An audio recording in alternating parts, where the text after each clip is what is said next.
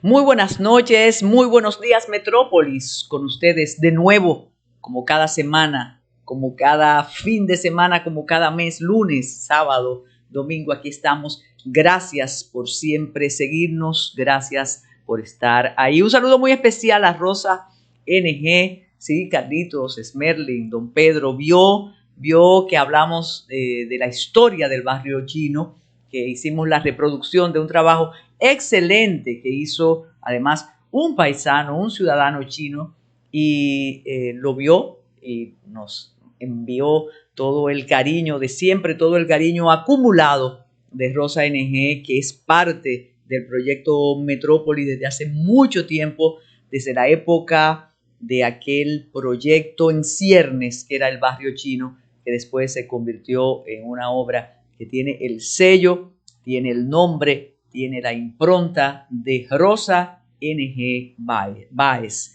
Así que muchas gracias. Pronto estaremos por allá, por ese estupendo lugar que se llama pero que todo el mundo le dice el lugar de Rosa, eso es inevitable. El restaurante de alta cocina china que tiene en el sector de los Prados y que nosotros cada semana les recordamos a ustedes que vale la pena ir y disfrutar de un encuentro de amistades, de amigos que siempre están ahí y de la excelente cocina china, con el sello también de Rosa NG. Muchos recuerdos, definitivamente que sí. Muchas gracias al Banco Central, a nuestro amigo Luis Martín Gómez. Luis Martín es de esos amigos que nos ha acompañado desde siempre aquí en el matutino alternativo en la radio y aquí en Metrópolis. Un amigo colaborador que además es excelente escritor y que apuesta a lo que hacemos, que además tienen tanto tiempo los dos proyectos, tanto en la radio como en la televisión, siempre enviándole los parabienes a don Pedro Ramón López y a los hermanos López que han estado aquí siempre en Metrópolis y son los gestores de este proyecto. Gracias por el envío de la cultura en el Banco Central, los discursos de don Héctor Valdés Albizu, una recopilación además tan hermosa edición. Eso es característico de las publicaciones del Banco Central. Nuestro respeto y nuestro cariño también para José Alcántara Almanzar, allá en el banco. Laureles y pájaros de Aida Díaz Fernández es otro de los envíos. Todos estos libros fueron puestos a circular en el contexto de la ya finalizada Feria Internacional del Libro, la 24ª. También tenemos las exposiciones temporales en el Museo Numismático y Filatélico 2021-2022 y Se cortan chazo de José Fernández Pequeño. José Fernández Pequeño, de esos cubanos que se hacen dominicanos por cariño y por trabajo, era un contertulio de Metrópolis, muy amigo de don Pedro Ramón López Olivier, y siempre era un invitado aquí a compartir temas culturales, temas políticos también, la situación en su país y aquí su otro país. Y a propósito de Cuba, lamentable el incendio, el hotel en el centro de La Habana, realmente duele muchísimo. Y el sobre todo a veces es, no sé si arrogante o improcedente, pero toda esa generación de cubanos que tienen fuera de la isla, fuera de sus ciudades, 20, 30, 40 años, cuando ven esos escombros en las ciudades cubanas, sufren muchísimo y les duele muchísimo. Después de ese incendio en el hotel que estaba siendo rehabilitado, restaurado, miren ahí las imágenes, hubo otra explosión debido también a un cilindro de gas o a una instalación de gas. Una semana muy convulsa, como son todas las semanas ya en esta época del siglo XXI y desde el siglo XX. Es cada día más que su afán, trae sus pendientes, tanto aquí en el país como fuera.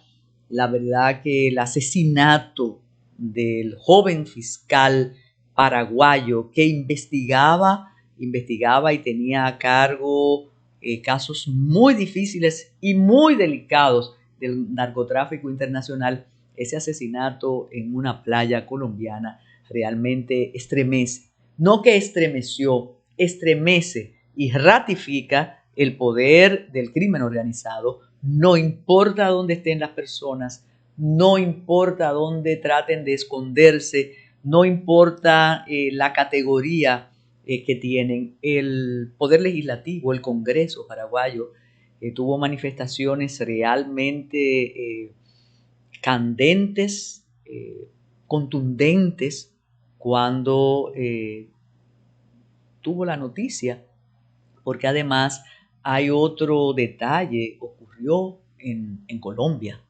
y además ellos hablan de las pocas garantías que tienen las autoridades que se dedican a investigar el crimen organizado, a investigar el narcotráfico, a investigar el contrabando, a investigar el tráfico de armas, de personas, y ha conmovido supuestamente las investigaciones están adelantadas. Llamó un poco la atención que se habló de alguien de los que llegaron en el motor, que tenía un acento caribeño. Aquí cuando hablamos de acento caribeño, pensamos que se refieren a nosotros o a los cubanos o posiblemente hasta a los puertorriqueños, pero en toda la costa colombiana hay un acento caribeño, hay un acento propio de esa región y no necesariamente nos atañe a nosotros. Pero la verdad que cuando uno ve esos casos, uno sin lugar a dudas se estremece y piensa que todavía,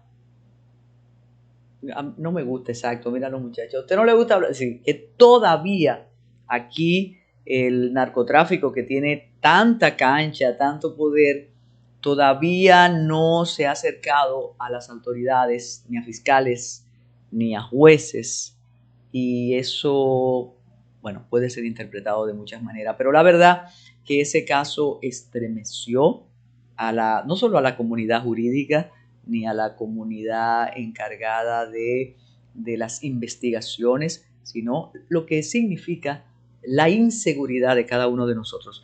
Él estaba, gracias Merlin, nuestro editor, tiene la sugerencia, es verdad, él estaba en la arena con la esposa, recién casado, era su luna de miel, y vino en una moto náutica. Los sicarios se desmontaron, dispararon y se fueron. Y ya el fiscal estaba sin vida. Esta semana hubo una celebración importantísima en el este de operadores turísticos. Sin lugar a dudas, el turismo sigue en el lugar número 1 de las prioridades. Bueno, si es prioridad, no, porque puede haber prioridad 1 o 2, don Pedro, pero es marca recuperación en la República Dominicana y del gobierno, una actividad muy importante que nos permite seguir creyendo en el turismo y reconocer el trabajo sin descanso que han hecho las autoridades para mantener el turismo sin importar las calamidades que tuvimos que enfrentar de manera, dramática el año pasado. Ahí están los tour operadores que todos quieren hacer negocios con nosotros y hablan además de la estabilidad que ha existido, ojalá no se pierda, que ha existido en la República Dominicana. Sigue la violencia aquí, pero que no nos oigan los operadores. Siguen los dimes y diretes a propósito de los casos de la policía y las imputaciones que se le hace a la policía, como si, y eso lo hablamos la semana pasada, como si en la policía estuviera el resumen de todas las maldades dominicanas, y no es así. La policía es parte la policía está compuesta por dominicanos y por dominicanas también, porque hay policías, hay agentes mujeres. La reforma está ahí, se comenzó, pero los últimos casos tienen un dramatismo realmente impresionante que hacen que se crea poco en lo que viene, pero yo creo que el trabajo se hará. Claro, si siguen denostando a la policía, el trabajo podría quedar por mitad de camino, y de eso vamos a hablar cuando nos refiramos al desplante, al desaire que le hizo el director de la policía a la Cámara de Diputados, a una comisión de la Cámara de Diputados. Eso es lo que se ve, el desaire. Pero como dijo Martí, en política hay cosas que se ven y cosas que no se ven.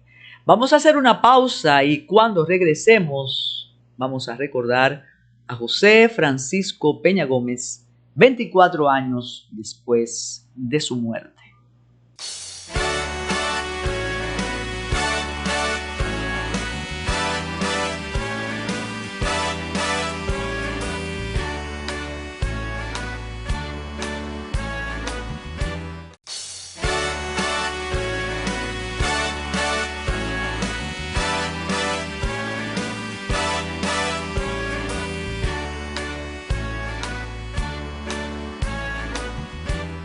El pasado 10 de mayo se cumplió un aniversario más de la muerte de José Francisco Peña Gómez, considerado primero uno de los 3 últimos líderes mesiánicos personales del siglo XX en la República Dominicana, junto a Juan Emilio Bosch y Gaviño y Joaquín Balaguer. Y él específicamente considerado como el más importante conductor de masas de la República Dominicana. Su liderazgo era absolutamente popular, emotivo, emocional, estremecía a las masas cuando hablaba, con una historia personal realmente admirable, primero desgarradora y luego admirable, como José Francisco Peña Gómez pudo sobreponerse a la adversidad, convirtiéndose no solamente en el líder que fue, sino en una persona con la formación académica que tuvo, con los principios, los valores y toda esa sagacidad política que le permitió mantener a su alrededor un partido que es, como decía don Juan, que era muy difícil mantener, la historia lo demostró, pero sobre todo para mantener esa incidencia en la República Dominicana. Lamentablemente, José Francisco Peña Gómez no pudo lograr el poder. Hay decenas de hipótesis que explican esa imposibilidad. Muchas pueden ser reales, otras pueden ser discutidas. A propósito del aniversario de su muerte, precisamente todos los vaivenes de los partidos políticos y sobre todo del Partido de Revolucionario Dominicano de entonces, todavía en vida, de José Francisco Peña Gómez, las divisiones, bueno, y también del PLD, claro que sí, impiden y han impedido que la conmemoración de José Francisco Peña Gómez sea diversa. Yo iba a decir difusa, pero difusa no va a ser nunca, porque a Peña Gómez se les recuerda, y se les recuerda en el Partido Revolucionario Dominicano, se les recuerda en el Partido Revolucionario Moderno, que poco tiene que ver con él, y en el Partido de la Liberación Dominicana de alguna manera también. ¿Por qué digo esto? Porque el PRD primero se dividió en el 1973, cuando don Juan Bosch decide separarse del partido que fundó y crear el Partido de la Liberación Dominicana. Luego José Francisco Peña Gómez tiene serios conflictos que comenzaron durante el gobierno de don Antonio Guzmán Fernández, y José Francisco Peña Gómez forma su organización política. También se divide de Jacobo Magluta. Es que ahora ustedes, los más jóvenes, están viendo lo que ha pasado en el Partido de la Liberación Dominicana y la Fuerza del Pueblo, pero eso comenzó con el PRD. Del PRD salió el PRI, salió el PLD, salieron decenas de organizaciones. Entonces, no hay una conmemoración, un recuerdo unitario de José Francisco Peña Gómez, un homenaje unitario que podría haberlo precisamente por esas desavenencias. ¿Pertenece al PRD? Claro. ¿Pertenece al PRM? Bueno, a un sector del PRM. Incluso recordemos que el PRM utilizó en campaña y utilizó ya para la celebración del triunfo todos los símbolos alusivos al PRD y al liderazgo de José Francisco Peña Gómez. Incluso como no tenían himno, como no tenían esa campaña estremecedora, yo recuerdo la noche del triunfo y después en la celebración, aunque la celebración fue tímida por el asunto de la pandemia, que se escuchaba por fin primero la gente. Y ese era el eslogan de campaña, esa era la narrativa de campaña de José Francisco Peña Gómez. Cuando decía de la imposibilidad de haber accedido a la presidencia de la República, no podemos olvidar un dato histórico, y él sí fue síndico del Distrito Nacional e hizo una sindicatura que se recuerda y que intentó transformar la ciudad, que entonces era todo junto, no era el Distrito Nacional, era todo lo que es el Gran Santo Domingo. Dicen los expertos que la campaña de siembra de árboles que inició José Francisco Peña Gómez permitió incluso que la temperatura del Distrito Nacional descendiera 1 grado en ese entonces. Ahora tenemos como 10 más con todo el daño que le hacemos a la ciudad, con todos los árboles que a cada instante se cortan en cualquier esquina. Cuando hago el previo de la alcaldía desempeñada, de la sindicatura entonces, desempeñada por José Francisco Peña Gómez, que además era conocido, era un personaje internacional, porque él presidió nada más y nada menos que la Internacional Socialista. Lo digo porque algunos alegan que él no pudo lograr la presidencia por el racismo vigente en la República Dominicana.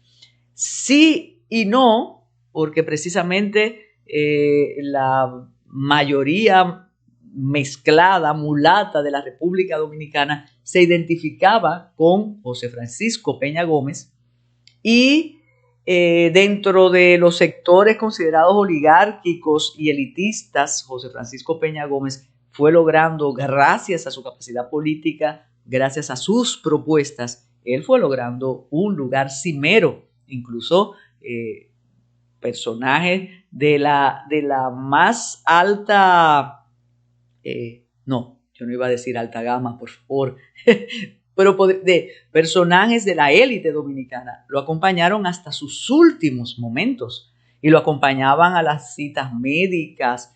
Sí tenemos que admitir, reconocer, sin lugar a dudas, que la campaña racista que se le hizo sí fue efectiva. Una campaña sin calificativo, aquello fue dramático, vulgar, mendaz, aquella fue una campaña desalmada. Eso sí hizo efecto. Fue una campaña constante y las cosas de la política, y ahí no quisiera entrar en ese terreno porque entonces, como decía el muy querido juez de la Suprema Corte de Justicia y antiguo fiscal del distrito, el fiscal del pueblo, don Julio Ibarra Ríos, que si los demás están contentos con sus decisiones, entonces uno no se puede meter en esas decisiones.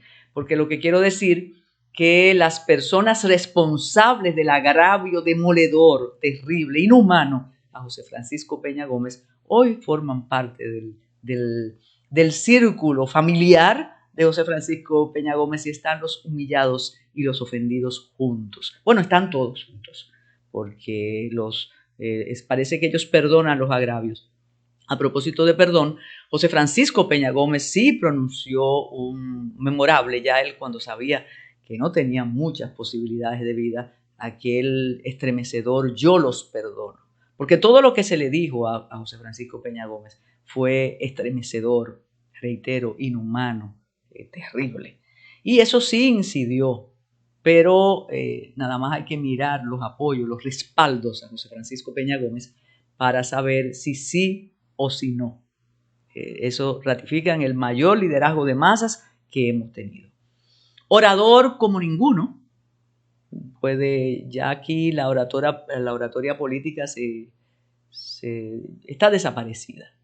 Yo pienso que el presidente Fernández es el último orador político que queda, pero José Francisco Peña Gómez competía con el doctor Joaquín Balaguer en la oratoria política, enardecía a las masas.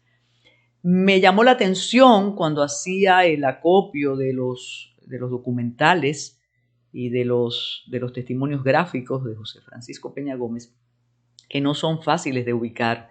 Alguien me dijo que en el Instituto José Francisco Peña Gómez sí había una colección en vivo de sus discursos, de sus audios, pero que estaban protegidos por los derechos de autor y demás, y me parece muy bien. Conseguimos un discurso memorable de José Francisco Peña Gómez, además emotivo, como él lo hacía. Y en este discurso que vamos a compartir con ustedes, él menciona parte de su drama personal al decir que su madre biológica no pudo estar con él, y menciona todo lo que aprendió con su otra madre, como decimos aquí en la República Dominicana, su madre de crianza. Y utiliza esa mención para ratificar la promesa que le hacía a las mujeres pobres de la República Dominicana. Así que vamos a reconocer a José Francisco Peña Gómez 24 años después de su muerte con este discurso. Los problemas de imagen o de audio es por lo que le digo, no es fácil conseguirlo, y después, posiblemente para el año próximo, consigamos el permiso para difundir lo que tienen mayor calidad. Adelante, don Esmerlin Rosario. Dirigentes de la Internacional Socialista, compañeros, dirigentes del Acuerdo de Santo Domingo, del MIUCA, del Partido Revolucionario Dominicano y del PRI, compañeras de la Federación de Mujeres Socialdemócratas, mujeres dominicanas y los hombres celosos que las han acompañado. Recientemente, un partido político, el de la Liberación Dominicana, celebró una concentración de mujeres como había celebrado el año pasado 3 manifestaciones públicas, una en Barahona, otra en Santiago y otra en la capital. Dijimos en esa entonces que la íbamos cada una a multiplicar por 3.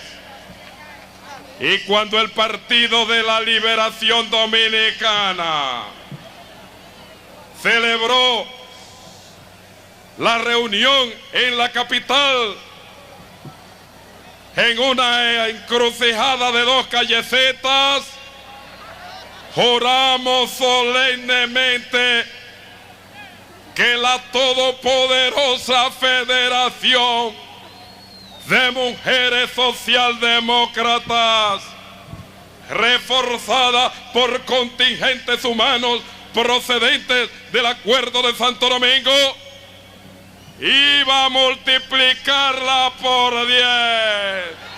Y ahí, que levanten la mano las mujeres.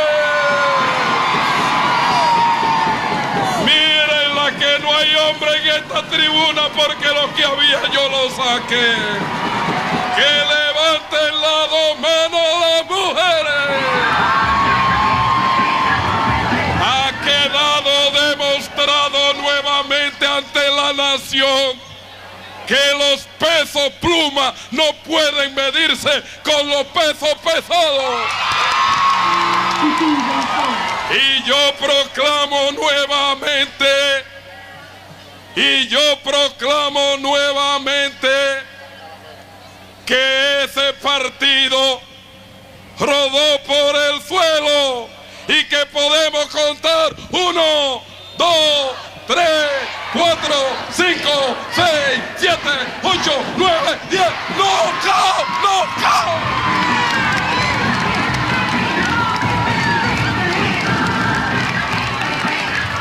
Miren qué mar de bandera, miren qué bosque de bandera, banderas multicolores de todos los partidos del Acuerdo de Santo Domingo, que constituye la más poderosa maquinaria de América Latina.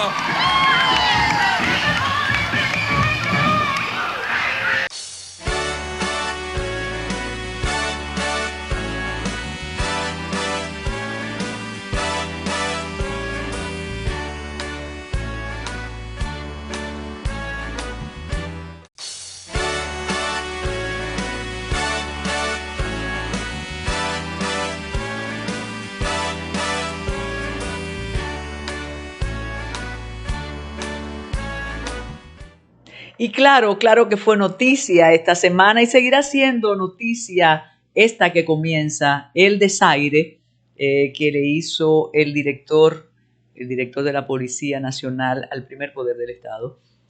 Lo digo sonriendo porque las consecuencias no serán las legales, las consecuencias no serán las previstas en la Constitución de la República, porque vivimos esa especie de limbo institucional que yo he mencionado antes y también lo escribo. Aquí las leyes están, pero las estamos acotejando constantemente. Al director de la Policía Nacional le cursó una invitación la Comisión de Interior y Policía que tiene la Cámara de Diputados, pero él no fue. Porque él pudo excusarse antes y decir, mire, yo no puedo, yo voy para Jamao al norte. Pero él no fue, sin embargo, fue el ministro de Interior y Policía, don Jesús Vázquez. Pero fue con el asesor español que tenemos, el que nos va a poner la policía nueva. ¿Qué se infiere? Uno quiere bromear con este asunto, pero ¿qué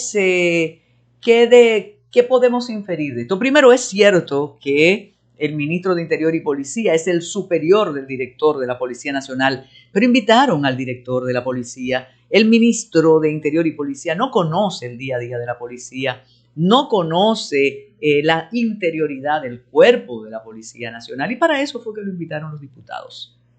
Muy bien, muy institucional aquello de no, yo soy el superior, pero se presentó además con el asesor de los asuntos policiales. El cargo tiene como 10 líneas, el comisionado de la comisión de la reforma.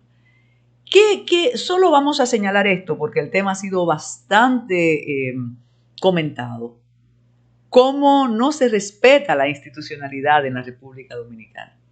Cómo además, decíamos en la promo de este programa de esta semana, que si lo habían conminado a no asistir. Pero entonces, ¿cómo es eso? Porque después vimos al director de la policía en Palacio y él refirió a los periodistas a su vocero. Es una situación bastante bizarra en esos asuntos, en esas competencias que estamos viviendo, y no fue. Merece recordar, y yo como tengo a Tayana ahí que ya comienza su Ready para Exportar, estoy un poco rápido, pero sí merece mencionarse, para que lo sepamos, que el poder legislativo es el primer poder del Estado. Y aunque el Ejecutivo tenga unos amores más que consentidos con diputados, con senadores, y se quieran mucho y todo lo que envía el presidente se lo conocen y se lo aprueban, pero es un desaire. Está prevista en la Constitución de la República la solicitud de interrogatorio, porque no se trató de un juicio político, ni mucho menos. Ellos lo invitaron, como invitaron a la amiga Gloria Reyes, y Gloria Reyes asistió y le fue muy bien, y conversaron como personas más que civilizadas, y ella ofreció sus explicaciones, pero el director de la policía no fue o no lo dejaron ir, y nada va a ocurrir ni ocurrió. Y quiero aprovechar los minutos de este segmento, reitero, antes de Ready para Exportar, para mencionar con el mismo dramatismo la situación que ocurre o que está ocurriendo en Haití. Ya comunicarnos que 2 autobuses de líneas de empresas dominicanas han sido secuestrados en una semana, ya eso es una situación de gravedad. Pero algo más, comunicarnos, nos dijeron sectores privados que ya no voy a mencionar los municipios, es verdad, gracias, aquí hay un general que va a grabar algo y me dice que bueno, pero eso ha estado en declaraciones de personas de la misma zona, que dicen que ya las bandas haitianas tienen comunidades dominicanas ocupadas y que ya alquilaron casa, entran y salen, pero lo peor, ahora que dije entran y salen, eso obstaculiza el libre tránsito, obliga a pagarles peaje, pero obliga además a perder el control del territorio dominicano de parte de las autoridades. Y eso es absolutamente grave, absolutamente grave. Uno de los ejecutivos de Caribe Tours dijo de una manera muy sincera y muy desde la perspectiva de empresario, no, nosotros cambiamos la ruta y cambiamos la ruta a cada momento para no ser víctima de los secuestradores. La semana pasada hablábamos del éxito en el rescate del agregado agrícola de la Embajada Dominicana en Haití. Nunca supimos si se pagó, si no se pagó, si intervino un sacerdote, si fue el famoso coronel eso no lo sabemos. Pero ya intervenir vehículos de transporte público o de transporte colectivo, exacto, perteneciente a empresas privadas, ya el asunto tiene otro color, otro cariz. Nosotros ahora le damos paso a Ready para exportar a Tayana Mora Ramis, que como siempre tiene una propuesta interesantísima, útil, necesaria. Y les recordamos que usted puede acceder a todos los canales nuestros, al canal de AME, al canal de Metrópolis, al canal de Nex, al canal de Ready para exportar. Adelante, Tayana Mora Ramis, con su tema de hoy.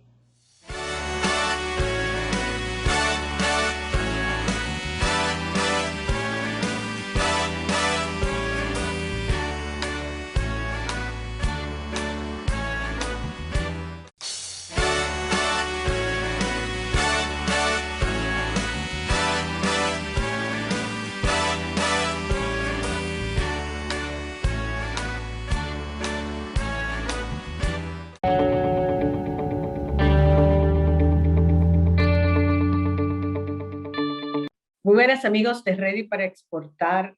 Hoy vamos a hablar de un tema muy importante, uno de los sectores más importantes de la economía dominicana, que es el sector de turismo. Estamos hablando mucho de él a propósito de que recientemente el país recibiera un premio de la Organización Mundial del Turismo por la recuperación del sector, pero también tenemos que hacer esa recuperación sea más equitativa y aquí tenemos a una voz muy autorizada para hablar del sector de turismo. El doctor Juan Yadó tiene muchos años trabajando en este sector, es un experto en este tema y ya ha escrito en sus artículos de la necesidad de que esa recuperación económica le llegue a más personas, a las MIPYMES y esa integración del sector. Cuéntanos, Juan, ¿cómo ves esta recuperación del sector y qué tenemos nosotros que hacer para que esta recuperación alcance a más sectores de la sociedad? Muchas gracias por tenerme en tu programa. Bueno, esa es una pregunta sumamente interesante. Comencemos por hablar sobre la recuperación. Si bien es cierto que nosotros como destino turístico hemos sido afortunados porque el mercado turístico internacional y más particularmente el estadounidense nos ha favorecido grandemente. aumentando el flujo de visitantes. En el Caribe somos el líder indiscutible en materia de recuperación y recientemente la Organización Mundial del Turismo nos informa que somos líderes también a nivel mundial. Eso se debe no a ninguna obra o trabajo que haya hecho ninguna autoridad nacional, sino al hecho de que las condiciones de la pandemia se han mejorado muchísimo, tanto en el país como en nuestro principal mercado emisor, que es Estados Unidos. Y hay lo que los economistas le llaman una demanda contenida. En inglés eso se dice pent-up demand. Es decir, hay una desesperación de la gente por salir a vacacionar. Y nuestro país ciertamente tiene unas condiciones insuperables para que la gente recobre la confianza en el viaje a nuestro país. No solamente es que tenemos una incidencia de contagios sumamente baja, casi nula, sino que tenemos ya más del 70% de la población con doble vacunación, lo que indica que podemos estar libre del COVID-19. Además de que tenemos a toda la fuerza laboral del sector turístico doblemente vacunada, que eso influye mucho en que los turistas se sientan seguros desde el punto de vista de la salud en los diferentes hoteles donde se hospedan. Entonces, el mercado norteamericano se ha volcado hacia República Dominicana. Hay que reconocer que todo esto se debe al extraordinario manejo de la pandemia que ha hecho el gobierno. De eso no hay duda. Es decir, el gobierno ha actuado muy efectivamente para que nosotros hayamos podido lograr esas condiciones y hayamos podido eliminar las restricciones de viaje. Ya no es necesario, por ejemplo, para una persona que quiera viajar a nuestro país, tener una evidencia de que se ha hecho la prueba PCR o que se ha hecho la prueba de antígeno y está libre del COVID, del virus. Y eso se debe al trabajo del Gabinete de Salud, encabezado por el presidente Abinader y la vicepresidenta Raquel Peña. Eso es un reconocimiento que es justo que se le extienda al gobierno. Nosotros actuamos de una manera temprana en la adquisición de vacunas. Es verdad que nos comprometimos más allá de lo que era necesario en cuanto a el volumen de vacunas que compramos, pero me parece que fue bajo las circunstancias en que esas decisiones se tomaron, me parece que fueron las correctas. El gobierno estaba desesperado por conseguir vacunas, eran muy difícil conseguirlas porque en Estados Unidos principalmente el gobierno hizo acopio de esas vacunas y era muy difícil encontrar en el mercado internacional vacunas efectivas contra la pandemia, contra el virus.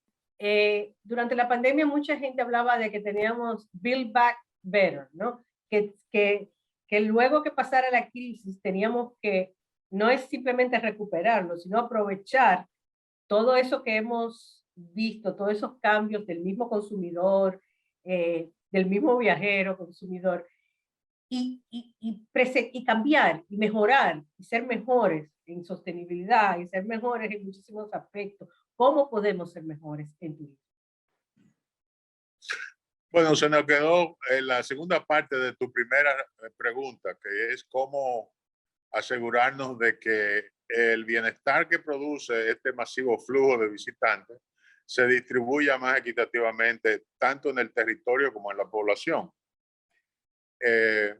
Primero yo quiero contestar esa pregunta porque es muy importante. Nosotros, en cierta medida, hemos tenido un gran éxito con nuestra industria turística porque está basado fundamentalmente en el modelo de negocio del todo incluido. Aunque no fuimos los primeros en implementar ese modelo de negocio, algunos dicen que fue en Jamaica que se originó, otros dicen que fue el Club Med de Francia que lo originó, pero lo cierto es que nosotros estamos entre los primeros en usar masivamente ese modelo de negocios, y ese modelo de negocios nos ha dado una posición muy competitiva en el mercado internacional turístico. De manera que el modelo de negocio que todavía prevalece en la gran mayoría de los resorts nuestros es en cierta medida un determinante de nuestro éxito con el turismo. Lamentablemente, sin embargo, ese modelo de negocios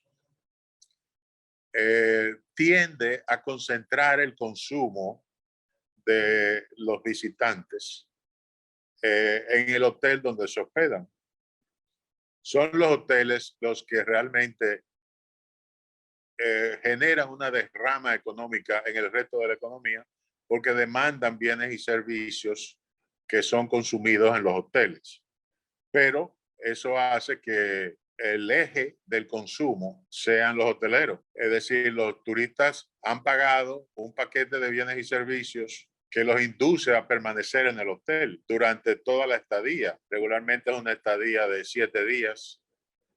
Algunos paquetes son de 14 días, pero la mayor parte son de 7 días. Entonces, esa característica del todo incluido induce a que el huésped se quede en el hotel. Lo ideal sería, desde el punto de vista de los Objetivos Nacionales de Desarrollo, que el huésped salga del hotel, visite atractivos que están distribuidos en nuestro territorio y que su consumo de bebidas, de souvenirs, de cualquier otro producto o servicio que le interese, lo haga en diferentes partes del territorio. Entonces, ¿cómo lograr que ese modelo cambie para que incorpore bienes y servicios que son ofertados por la población en otros lugares del territorio nacional? Esa es la pregunta del millón. De hecho, hay ya un vigoroso mercado de excursiones, muy vigoroso, principalmente en el este del país, donde se concentra el grueso de las habitaciones hoteleras en operación. Es decir, nosotros, según el Ministerio de Turismo, tenemos unas 83,000 habitaciones hoteleras y en el este del país deben haber algunas 60,000. Es decir, que las 2/3 partes de la planta hotelera turística está concentrada en el este y en consecuencia el mayor mercado de excursiones fuera del hotel son las que operan en el este. El Jeep Safari, por ejemplo, es la excursión más solicitada. Pero también, antes de la pandemia, los cruceros demandaban excursiones. Por ejemplo, algunos de los cruceros que venían aquí a Santo Domingo demandaban excursiones en Yamasá y en Monte Plata. De excursiones de pocas horas, de 4 o 5 horas, porque los cruceristas regularmente se apean del barco, pero regresan el mismo día al barco, en parte para consumir su cena, que ya la tienen paga en el barco. Pero eso es otra fuente de demanda de excursiones. De manera que no es que no tengamos cierta derrama económica fuera de los hoteles, la tenemos, principalmente con los consumos agropecuarios. Pero lo que al país se le presenta como un gran reto es inducir una evolución del modelo del todo incluido que incorpore componentes fuera del hotel. Yo pienso, por ejemplo, que nosotros debemos reemplazar el esquema de incentivos fiscales que tenemos para dirigirlo precisamente a estimular la evolución del modelo todo incluido y que los hoteleros y los tour operadores principalmente, reciban los beneficios de esos incentivos para que rediseñen sus paquetes turísticos a fin de que parte de la estadía de los huéspedes en los hoteles la compartan con el resto del país. De manera que tenemos que buscar maneras de cómo influir sobre los turoperadores internacionales y los hoteleros a fin de que se comparta mejor los beneficios con la población y el territorio. Porque también tenemos que aprovechar nichos, o sea, Airbnb, el turista que ahora tiene una conciencia diferente, los digital nomads, o sea, estamos viendo pinceladas de un cambio de ese viajero. Eventualmente, ese enlatado no va a ser el preferido. Muy buen punto.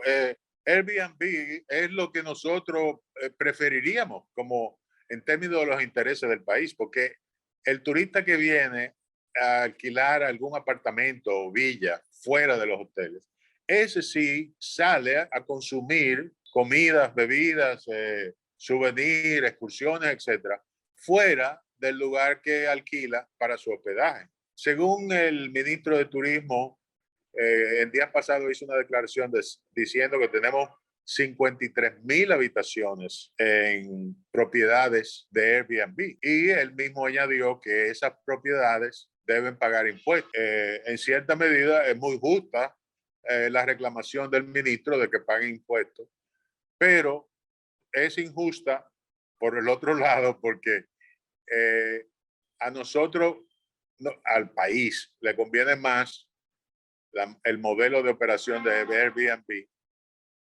que lo que le conviene el de los resorts, por las razones que ya he explicado. Entonces, los resorts van a tener incentivos y no van a pagar impuestos y la gente de Airbnb van a pagar impuestos. Bueno, eso hay que discutirlo. Es decir, si ponen a los de Airbnb a pagar impuestos, también deben eliminarse los incentivos que tienen actualmente los hoteles. Pero de todas maneras, es muy correcta tu observación de que el tipo de alojamiento que proveen las propiedades de Airbnb es más conveniente para el país. Ahora, si tú quieres, nos vamos a la innovación y a la sostenibilidad. Ya te dije que el 95% de la planta hotelera es propiedad extranjera. Eso quiere decir que casi todos los hoteles son propiedades de cadenas internacionales. Son multinacionales que tienen operaciones en docenas de países. Por ejemplo, la cadena más grande española es Meliá. Meliá, la última vez que vi un dato, tenía más de 360 hoteles en 40 países diferentes. Las demás cadenas que son bien conocidas, como Iberostar, Riu, el Grupo Piñeiro y todo, también es lo mismo, tienen hoteles aquí. Meliá tiene 32 hoteles en Cuba. El punto es que esa escala de operación le da a esas cadenas una ventaja competitiva con relación a otros pequeños operadores. Por eso es que los dominicanos se han salido como inversores del sector turístico porque no tienen las capacidades que tienen esas grandes cadenas. En consecuencia, esas grandes cadenas son capaces de generar por ellas mismas la innovación. ¿Por qué? Porque el mercado turístico es un mercado globalizado. Lo que eso quiere decir es que los hoteles de aquí tienen que competir con los hoteles de Phuket en Tailandia, por ejemplo, o los hoteles de Vietnam o las Filipinas. Cuando un alemán en Múnich está viendo opciones de viaje, no solamente ve al Caribe y a República Dominicana en particular, él ve todo lo que se ofrece en los destinos de clima cálido, tal y como se llaman, los destinos a los que nosotros pertenecemos. En consecuencia, nosotros estamos compitiendo a nivel mundial como destino. Y en consecuencia, los estándares de operación de la industria tienen que ser competitivos de clase mundial, porque de otra manera no, las inversiones en los hoteles no van a ser rentables. Entonces, nuestro país no debe preocuparse mucho en el sentido de la innovación, porque esas cadenas están obligadas a innovar, porque de lo contrario no van a ser exitosas en el mercado globalizado, que es el turismo internacional. Lo que a nosotros más nos debe preocupar es lo de la sostenibilidad. Que eso quiere decir, de acuerdo a la famosa definición del reporte de Brundtland de 1992, que dice que los recursos naturales deben preservarse para que puedan ser usados por las presentes y futuras generaciones. Y nosotros debemos poner los controles y las normativas necesarias para que nuestros recursos naturales puedan ser usados de manera responsable y sin que hagan daño a nuestros ecosistemas. Yo pienso que en eso el país ha mejorado mucho en los últimos 20 años. Ahora estamos en una mejor situación con relación al nivel de conciencia para asegurar la sostenibilidad de la industria. Y en esto juega un papel, obviamente, muy importante las autoridades nacionales, que son las que tienen que ponerle el cascabel al gato a los inversores extranjeros. Todo aparenta con que nosotros vamos a seguir teniendo una lluvia de inversiones extranjeras en el sector turístico. Antes de la pandemia no pasaba una semana sin que se inaugurara un nuevo proyecto hotelero de inversores extranjeros. Y eso va a seguir porque estamos en una posición muy competitiva y muy atractiva para los inversores. De manera que yo pienso que las perspectivas de que podamos garantizar que el desarrollo futuro del sector turístico sea compatible con las medidas de conservación de los ecosistemas, eso luce positivo. Bueno, ojalá esas palabras sean ciertas y ojalá, sobre todo pensando en Pedernales, que realmente sepamos crecer protegiendo todo lo nuestro. Lamentablemente, Juan Yadó, se nos acaba el tiempo, así que te comprometo para una próxima vez que sigamos hablando de estos temas. Y a ustedes, muchísimas gracias por su sintonía esta semana en Ready para Exportar y en Metrópolis.